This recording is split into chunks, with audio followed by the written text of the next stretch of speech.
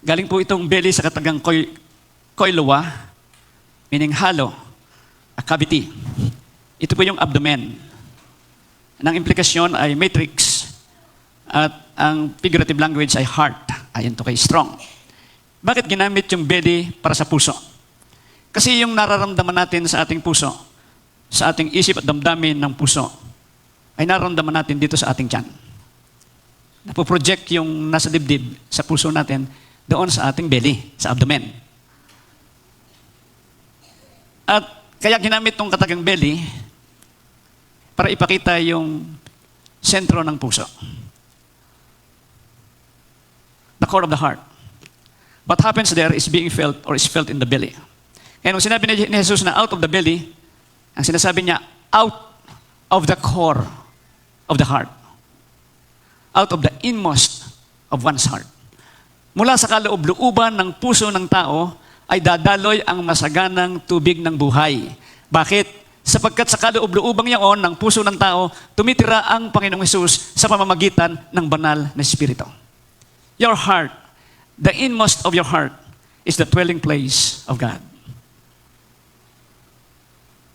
Kaya ang tawag sa atin ay Temple of God.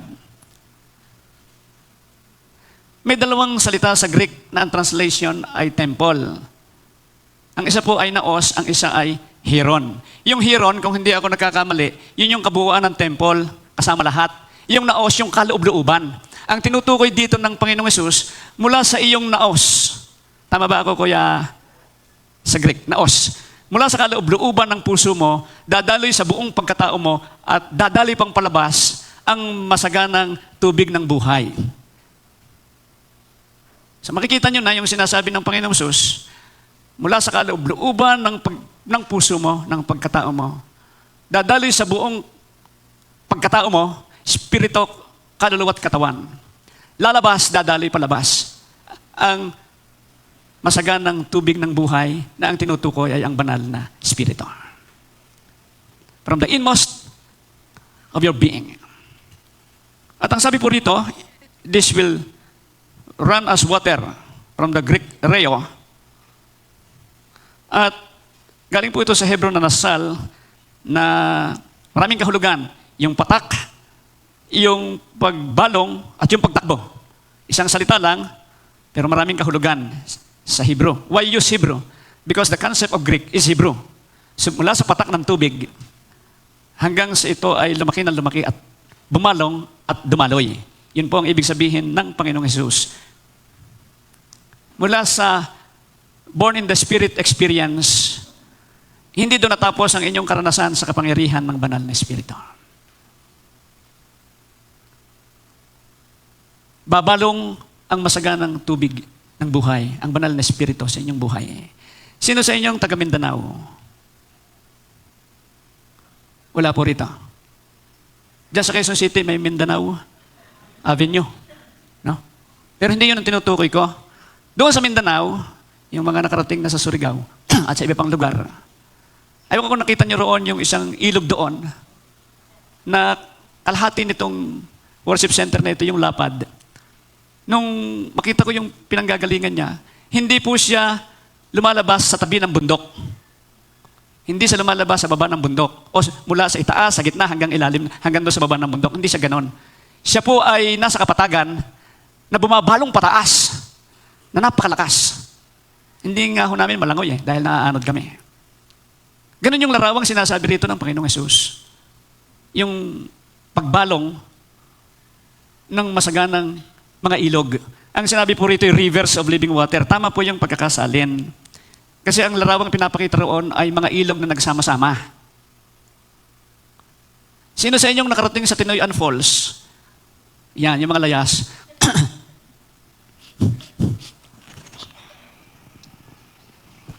Pagkalapad-lapad ng Tinoyan Falls, pagkalakas-lakas ng persa ng tubig, galing po yun sa Agusan, pumunta ng Surigao. Nanggaling po yon sa maraming mga ilog na nagsama-sama. Kaya napakalakas ng waterfalls. Yun po yung isang larawan ng sinasabing rivers of water of life. Mga ilog ng tubig ng buhay. A figure of speech saying, it is super abundant.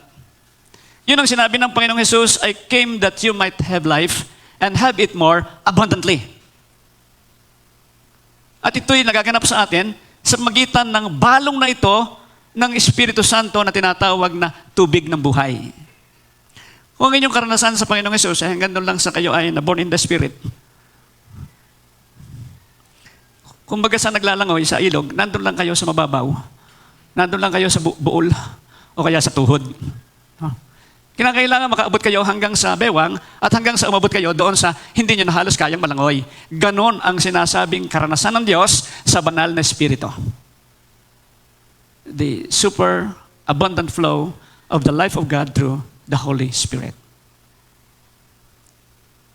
Kaya magiging normal lang sa inyo na maranasan yung kapahayagan ng mga bunga ng banal na Espiritu at kapahayagan ng mga kaloob ng banal na Espiritu. At sapagkat kumpleto itong banal na Espiritong nasa inyo, hindi lang isang kaloob ang mararanasan nyo, hindi lang isang bunga ang babalong sa buhay ninyo. Dahil ang pangako ng Panginoong Hesus ay abundant spiritual life. Pagdating sa prosperity gospel, medyo natakpan ito sa magitan ng pagtuturo nung pag nagbigay ka ng first fruits at saka ng ikapuyayaman ka. May kausap akong Kristiyano, nag-aalala siya kasi uuwi yung asawa niya. Marami pa silang utang, maraming kailangan sa pamilya. Yung kanyang church na kanabibilangan, sa loob ng December, ang preaching ay first fruits. Nang interpretasyon ay buong sweldo mo, ng January, ibibigay mo lahat. Kayo nga, buong sweldo ninyo, ibigay nyo lahat, ano mayari sa inyo? Sasabihin niyo, Pastor, wala nga kami sweldo. Yung pa ibigay lahat. O doon sa kumikita, halimbawa ng 10,000 a month, ibibigay niyo lahat dito kay Pastor para makabili ng brand new car. At doon kayo pagpapalain ng Diyos dahil binigay niyo ang fresh fruit that belongs to the Levites and the priest. Ibibigay ba niyo? Anong gagastahin ninyo? Ano ibabayad niyo sa utang? Hindi lang tayo sa ibibigay niyo. Buong sweldo niyo, first fruits nga eh. Yan, tanong niya sa akin, Pastor, paano ba yon? Sabi ko yan, ang tinatawag na prosperity gospel. Marami ng pastor ang yumaman dyan. At ang preaching nila, o kayo, ba't hindi kayo nayaman? Kulang kayo sa faith, tingnan ninyo ako. Malakas ang faith ko. Nagbibigay ako ng first fruits. Binibigyan niyo ako ng first fruits. May lupain ako, may sasakyan ako. Siguro, pag gano'n na ako, baka maglayasan na kayo. Bakit nagkaganon? That's a wrong interpretation. Kasi ang ibig sabihin sa Hebrew ng first fruits ay the best of the first harvest. Kung meron kang mga mangga na puno at namunga, yung unang pitas mo, pipiliin mo ron ang pinakamagaganda, iyon ang first fruit. Kung ang nakuha mo yung 50 bunga, 10 lang ang pinakamagaganda, yun lang ang ibibigay mo, the first and the best. Pero hindi yun ang talagang literal na sinasabi, bagamat yun ay ginagawa ng mga Hudyo. Ang prinsipyong inilalatag lang daw na ito, you give God the first and the best. That's the principle that you have to deduce from the teaching. Iyon ang itinuturo, iyon yung Word of God. Yun yung Torah, yun yung principle, yun yung law, giving God the first and the best. I-apply mo sa buhay, paggising mo sa umaga, ay di yun ang iyong first hour of the day, ibigay mo sa Diyos. Hindi yung nasa isip mo na agad ay magluluto, maglalaba. Tapos yung bibig mo ay walang tigil. Bumangon ka na nga, tulungan mo ako din eh. May nangyayari pa sa inyo. Huwag naman ganon. Unahin muna niyo yung Panginoong Hesus. Unaari nga lang, habang natutulog kayo, nananalangin kayo. How many of you are praying while sleeping? Minsan, nangyayari po yan. Nangyayari talaga yan.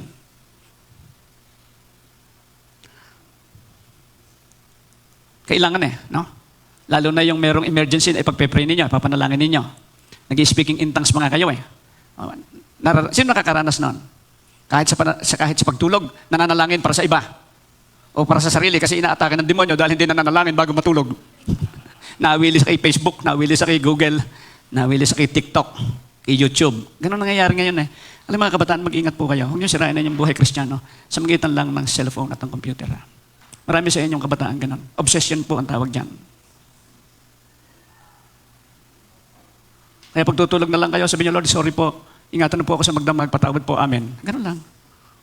It happens. Kahit nga sa mga pastor, nangyayari yun eh. Di ba? May mga pastor nga, ginagamit na pampatulog cellphone eh. Kaya kung ano mga nalilimot doon, hindi na nasusuri sa Biblia, dadaya tuloy. Lahat na naririnig sa cellphone, kay Google, kay YouTube, kay Facebook, akala lahat tama. No! Apps lang po yan. Nilagyan lang ng mga data. Kailangan marunong kayong magsuri. Hindi lahat ng naan dyan, paniniwalaan ninyo. Suriin ninyo. Kaya nga sabi ng Biblia, test with the truth of God and test the spirit behind.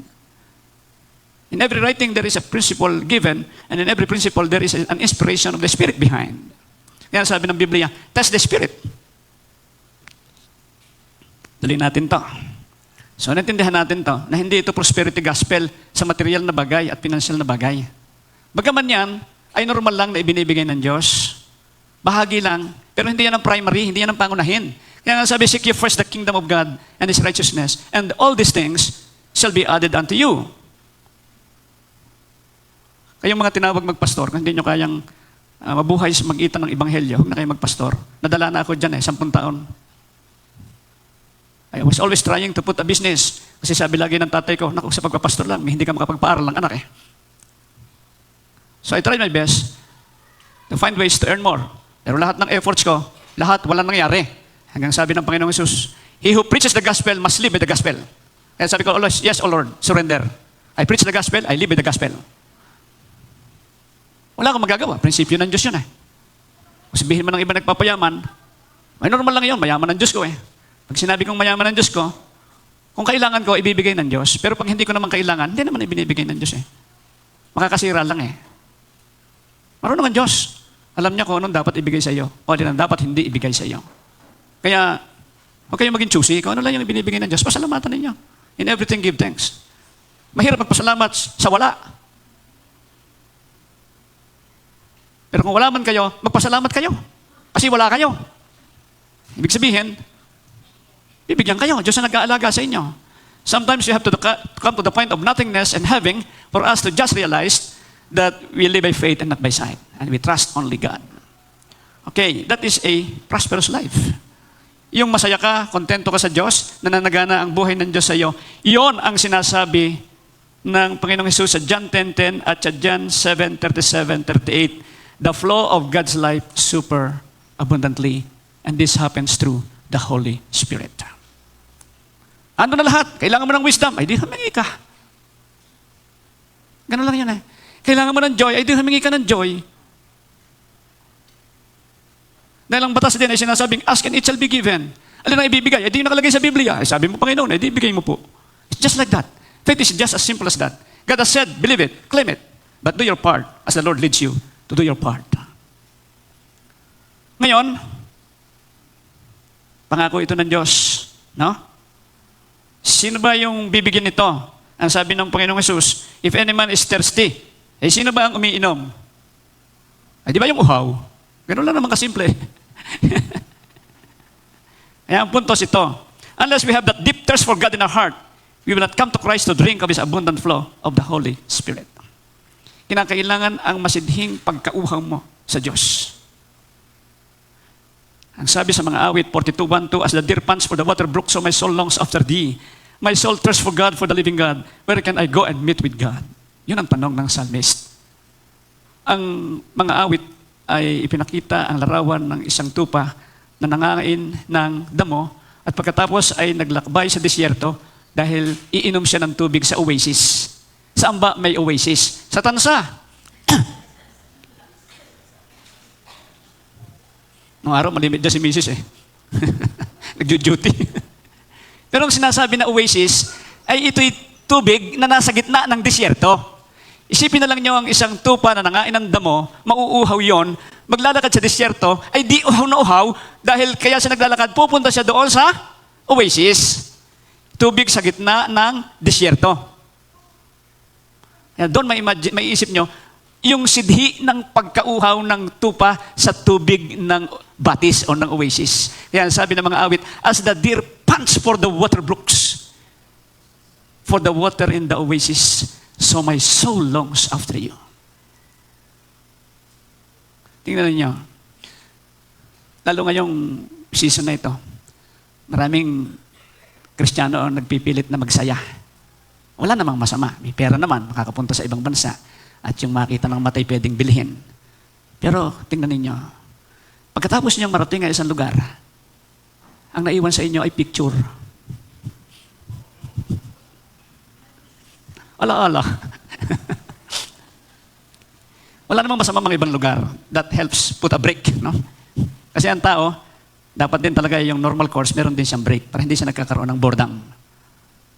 Pero ang puntos ito, at the end, there is nothing satisfying. Everything is fleeting. Lumilipas. Yun ang sinasabi ng Ecclesiastes, everything is vanity. There is nothing that gives the full satisfaction and the lasting satisfaction in life. Pero meron siyang sinabing solusyon. Ang sabi niya doon sa huli, remember your Creator and obey His laws. Sapagkat ang tunay na kasiyahan ay natatagpuan lang sa Panginoong Jesus, sa Diyos. Kayo ay bata pa, marami sa inyo. Ang iba sa inyo ay mas matanda sa akin, ang iba na may bata ng konti. Pero marami na tayo sa senior citizen. Alam nyo, sa aking age na ito, mas nasisihan ako ng yung bang simpleng buhay lang na kontento ako sa Diyos kung ano yung nangyayari sa akin sa araw-araw. Nung una, hindi ko maabot yun eh. But I have learned to live with life contented with God. Ganun lang, kasimple ang buhay. Yung mga kabataan, naghahanap pa yun na iba-ibang karanasan. Bata pa kayo eh. Pero yung mga matatanda, pagkatapos na maging bata, sasabihin nila, ala-ala na lang. There is nothing that gives lasting satisfaction but God. Pero sa Biblia, makita ninyo na mayroong mga bata, na bata pa ang naging contentment ay ang Diyos. Sino? Samuel the prophet of God. Bata pa siya, sa templo na siya, tumira. And he walked with God all throughout his life. Kaya, yung contentment sa Diyos, it's not a matter of the age. It's a matter of the heart's attitude. Sa puso yon, hindi sa edad. In much the same way, a young believer and an old believer could live this superabundant life of God. If you have learned to live with making God as the contentment of your life. At pag ganun ang takbo ng buhay nyo, maramdaman ninyo, maranasan ninyo, yung masaganang pagdaloy ng buhay ng Diyos. Naintindihan nyo na sa iyong kalungkutan, ang simple lang masasabi mo, Lord, pasayahin mo naman ako at maramdaman mo talagang sasaya ka. Kasi katanungan nyo sa Telinda. Sabi ko kay Telinda, bagay na bagay sa iyo ang buhok mo. Di ba? Pwede ka pang mag-asawa uli. Sabi niya, naku. Ayaw na talaga. Because she is happy in the Lord. She has learned to live with the abundance of God's life. Tama, Telinda? Amen. Okay. So, yon ang tinatawag na wisdom. Ang tawag dyan mas skill. Wise, skillful, enlightened life. Nagkaroon na siya ng liwanag sa buhay, naliwanagan na ang tunay na kasiyahan niya ay ang Diyos. The Psalm 42 verses 1 and 2, which says, as the deer pants for the water brooks, so my soul longs after you, God, is a psalm that is teaching us the wisdom. And what is that wisdom? For me, wisdom is the heart of God. When you meet the heart of God, when you live close to that heart of God, you could see what is in the heart of God because God will unveil to you. Your heart will be filled with the wisdom of God and you will be filled with the fullness of God. Hindi man mailagay sa iyo yung infinity ng Diyos completely, pero mararanasan mo yung satisfaction sa iyong finity na ito ay nanggagaling sa Diyos. And the wisdom also is a heart testing for God.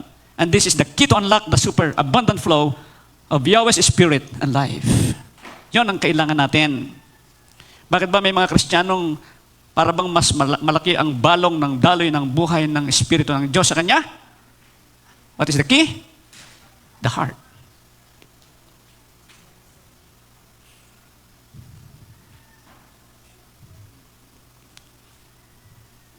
The heart is the key, the master key in the kingdom of God. I remember these words. Nung tinanong ko sa Diyos, alin ba, Panginoong Jesus, ang master key? Ang sabi niya, ang master key ay ang puso mo. At ang paghahari ng Diyos ay hindi binubuksan sa langit. Dito yan sa lupa binubuksan. Ang pangbukas dyan ay ang puso mo. Application. Kung saan mo i-focus yung prayer mo, doon babagsak ang kapangyarihan ng Diyos. I-focus mo ito sa isang tao, kikilos ang Diyos doon.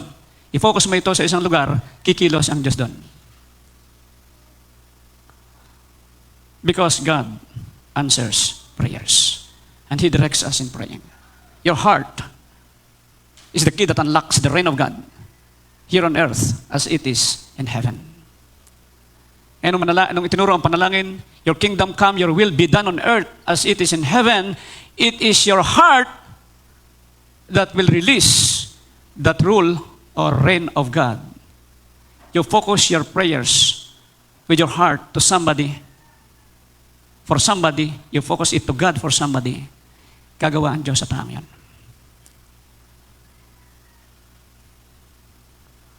The manifestation of the reign, the rule, or the kingdom of God through the power of the Spirit of God comes through us for others through our prayers. Yun ang dahilan kung bakit pinipilit ng demonyo na huwag kayong manalangin. At nilalagyan tayo ng maraming diversions.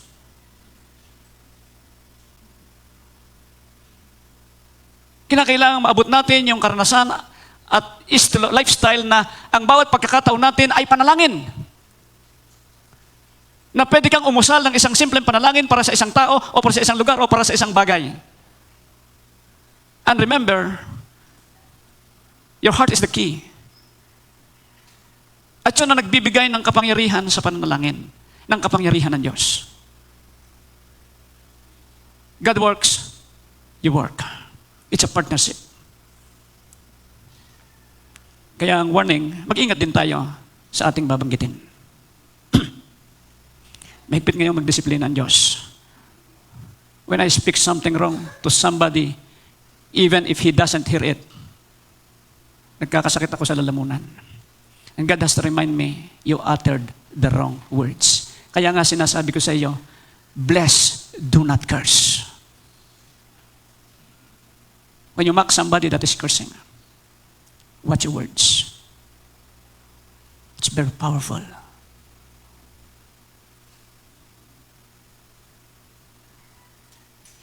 Kaya kung sasabihin napaka-sexy mo, kung malaki naman ang bilbil, malalait yun eh. No?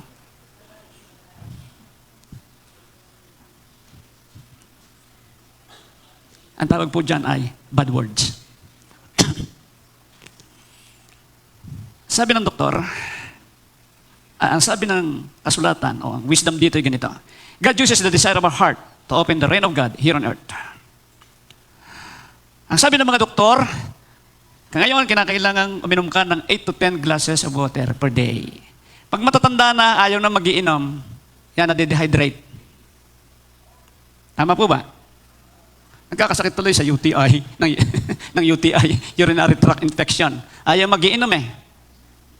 Hindi ho nakakaramdam ng uhaw. Kaya ayaw uminom. Pero sabi ng doktor, kahit hindi ka nakakaramdam, uminom ka. What's the point? We must keep on drinking this water of life for us to be protected from spiritual dryness and powerlessness 24/7 and prevent ourselves from falling into sin. Dahil pag hindi ka puspos ng Espiritu, lalaglag ka. Pag hindi ka puspos, laglag ka na. Hindi ka lang lalaglag, lumaglag ka na. Dahil ang standard ng buhay Kristiyano ay buhay na puspos ng Espiritu Santo.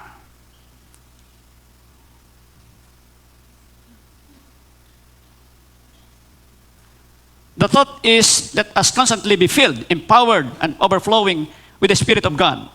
To be one with God and be used by God in His design for every individual follower of Christ.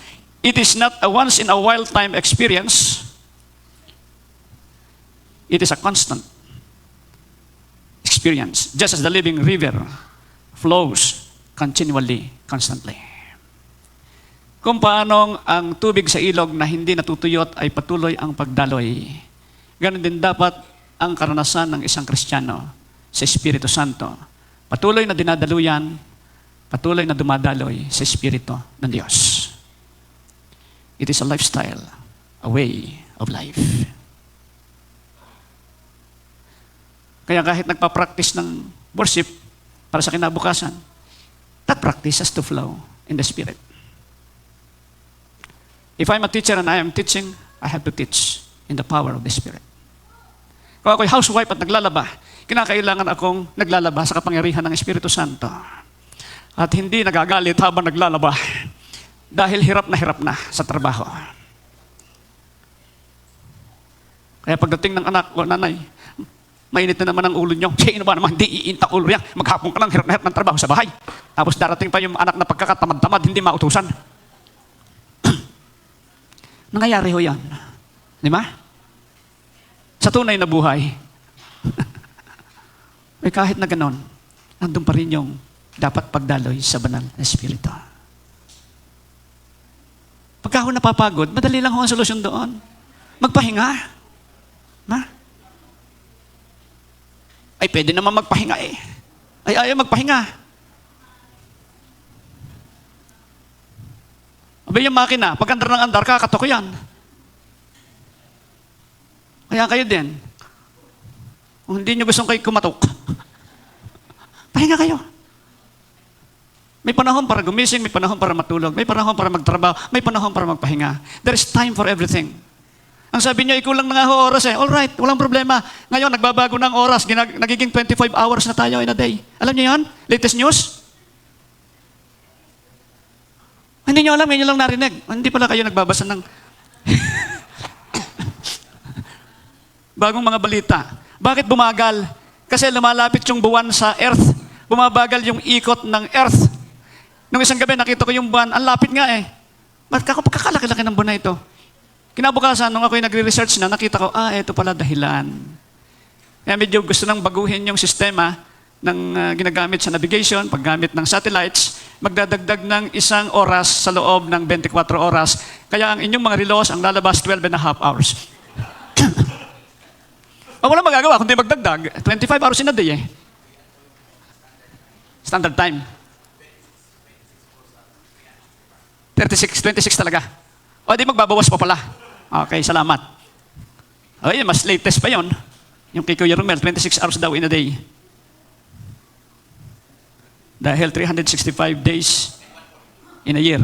20? May 1/4 pa. May tawad pa. Sabi ng Panginoong Jesus, let him come unto me. Ito'y utos, pero invitation din. An invitation and a command. Pinapakita rito yung willingness ng Panginoong Jesus na magbigay ng overflowing life sa magitan ng Holy Spirit. Kaya ang sabi rito, he cried with a loud voice. Sumigaw siya ng malakas. If any man is thirsty, ganon. Let him come to me and drink. Pwede tayo sa oration eh, no? He cried with a loud voice. Ano nga naman sabihin mo? If any man is thirsty, let him come to me and drink. You have to learn to read the action of the words. And the word used is cry. Halos nga ang interpretation nga ng iba is shrieking voice. Yung parang kang kumakanta na sa taas ng nota, ay nagpiyo ka na. Yung ganun. It's a loud, loud voice. Kasi wala namang microphone nung araw eh. Na? Kaya sumigaw talaga ang Panginoong Jesus ng malakas. Na sinasabi niya sa mga taong nakapaligid, makinig kayo. Gusto kong ibigay itong masaganang tubig ng buhay sa inyo. And yet they do not listen. Para ding mga Kristiyano ngayon, sometimes we do not listen. We try to be happy with the things of the world. But everything is fleeting. Nawawala ang pansamantalang kasiyahan at kapunuan ng buhay. But we have to come to the point of being happy with God even when we are alone. Kaya nga sinasabi ko sa mga pastor, huwag nating ilagay ang pundasyon ng mga miyembro sa fellowshipping, sa gathering, sa camaraderie. That is very shaky. Kung dumating ang panahon na hindi na tayo pwedeng magsama-sama dito, hanggang bahay na lang. Kung nagkataong ikaw ay nag-iisa na sa bahay at nag-iisa sa buhay, hindi na pwedeng magkaroon ng fellowshipping. Pinagbawal na. What will be your joy?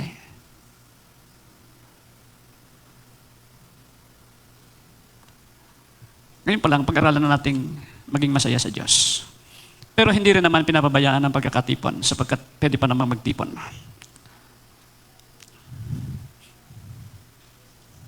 Ang sinasabi rito ng Panginoong Hesus, kusang loob kang paparito.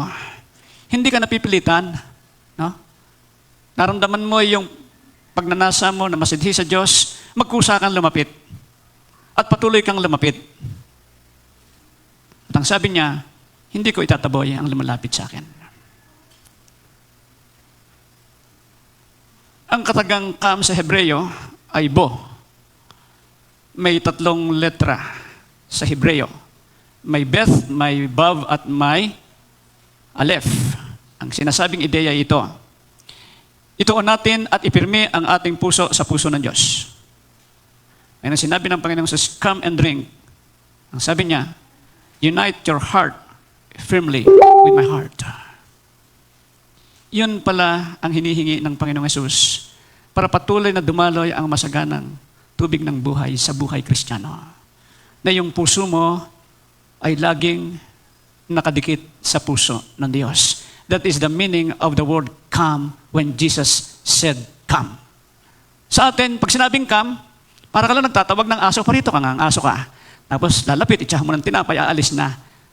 Sa Panginoong Hesus, hindi yun ang ibig niyang sabihin. Pumarito ka nga, pumirma ka rito. Remain in me.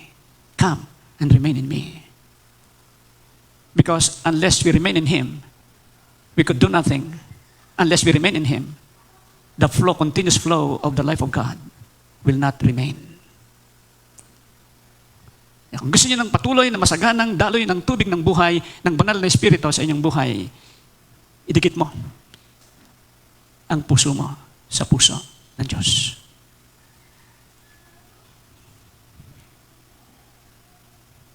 At uminom, it means to drink or to imbibe.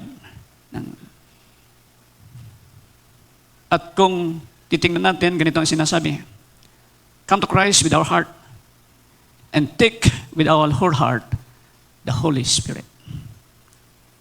Lumapit tayo sa Panginoon ng buong puso at buong puso nating tanggapin ang kapuspusan, ang kapunuan, at ang pagbalong at pagdaloy at pag-agos ng Espiritu ng Diyos. This taking of the Holy Spirit entails the wholehearted surrender, trust and obedience to the Spirit of God, and to remain in that condition. Sumuko ka ng ganap, magtiwala ka, at sumunod ka sa Espiritu ng Diyos. At manatili ka sa ganong kalalagayan. Yon ang sinasabi ng Panginoong Hesus. If any man is thirsty, let him come to me and drink. Ang pangako ng Panginoong Hesus, out of His belly shall flow forth the rivers of living water. This is the overflowing of God, the Father, the Son, and the Holy Spirit. This is the Lord's promised prosperity. This is the prosperity gospel. And if you have reached this condition, then you know that what satisfies your life is God alone. I hope you understand the invitation of the Lord. If any man is thirsty, let him come to me and drink. And out of his belly shall flow forth rivers of living water. Are you in it?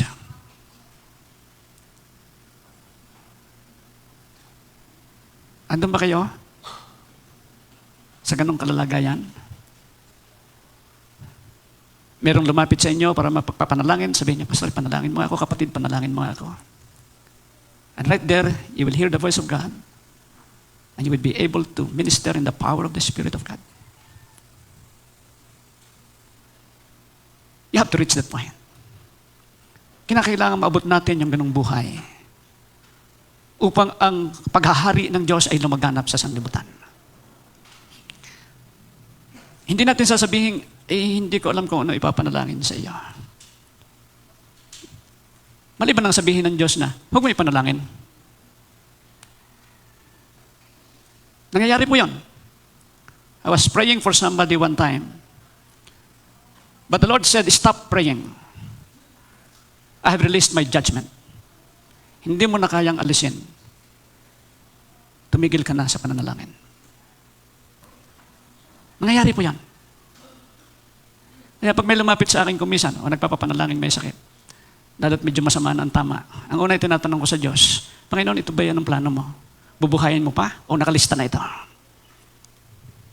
Pag sinabi ng Diyos, nakalista na yan. Huwag mo na ipanalangin ng healing. Dalhin mo siya sa repentance. Ginagamit ng Diyos ang sakit. Bagaman hindi sa kanya nanggaling. Nagiging pagsansalan niya sa Kristiyano kung minsan para makapagsisi at makapagbalik loob sa Diyos. Nagtataka yung isang pastor, yung mga hindi Kristiyano, pag ipinanalangin sa healing, gumagaling agad. Bakit? Para manampalataya sa Panginoong Hesus. Yung Kristiyano, ang tagal mo na ipinapanalangin, ayaw gumaling. Bakit? Pinapagsisi ng Diyos. May magandang ginagawa sa buhay niya. Aanin mo naman, ang katawang malusog sa mundo kung magpapatuloy lang sa kasalanan. Mamamatay din naman yun. E di mas maganda na yung nakapagsisi. Bago mamatay, umayos ang buhay sa Diyos. But the point here is, with this overflowing of the Holy Spirit, you will not feel empty and dissatisfied in life. You will be contented with what you have, and you will be satisfied with what you have not. Alam niyo yung isang mahirap matutunan? Contentment with nothing. Sino po sa inyong natutunan? I am contented with nothing except for God. Pag naabot niyo yon, handa na kayong mawala ng anuman sa inyo. Pero pag naabot niyo yon, hindi aalisin ng Diyos yung kinatatakutan yung mawawala sa inyo. Kung alisin man, hindi kayo maninisi sa Diyos. Diba? Meron ako naging mga counselors, nagtampo sa Diyos kasi namatay ang mahal sa buhay. Sabi ko, ba't ka naman magtatampo sa Diyos? Bakit? Ikaw ba gumawa dyan sa mahal mo sa buhay? Ikaw ba lumikha dyan? Di sarili mo ang buhay, hindi mo ginawa eh. Bakit mo sisisihin ng Diyos kung may nawala sa iyo? Hindi naman ikaw ang pinanggalingan ng buhay na yan. Kaya kung may isang kawawaan Diyos eh. Siyang nakikita, siyang nasisisi. Wala naman siyang kasalanan. Tingnan ninyo yan. Kahit tayo mga Kristiyano, ginagawa natin yan eh. Di ba? Nagagalit, nagtatampo sa Diyos. God makes all things work for our good. Walang ipagkakait ang Diyos sa iyo. Lahat, pahihintulutan niya, ibibigay sa iyo. Sige, bubuti mo. Kung minsan lang makulit tayo, pinipilit natin, pero ang sabi sa mga awit, Psalm 66:18, ipinahintulot ng Diyos, pero nagkaroon ng kahungkagan ang kanilang kaluluwa. Kaya tingnan ninyo, kung meron kayong ginawa na isang bagay na alam niyong sala, ang bunga sa inyo ay spiritual emptiness. Marami nang nakaranas noon. Kayo mga kabataan, huwag niyo nang gagayahin pa sila. Nag-asawa sa magustuhan, kahit hindi gusto ng Diyos. Pagkalipas ng ilang panahon, nagsisisi na. Hindi ganon. Dapat mangyari. Ang gusto ng Diyos, bata pa lang tayo, makontento na tayo sa Diyos, sa kagustuhan ng Diyos sa buhay natin. Hindi yung kagustuhan natin na ipipilit natin. Ang dami na sa atin nag-try eh. Di ba? Sinubukan ng ganon, ganon, ganon. Pero daming frustrations hanggang makita natin, nasubukan ko ng lahat. But there is no lasting peace and joy and satisfaction except God and God alone. Let us pray.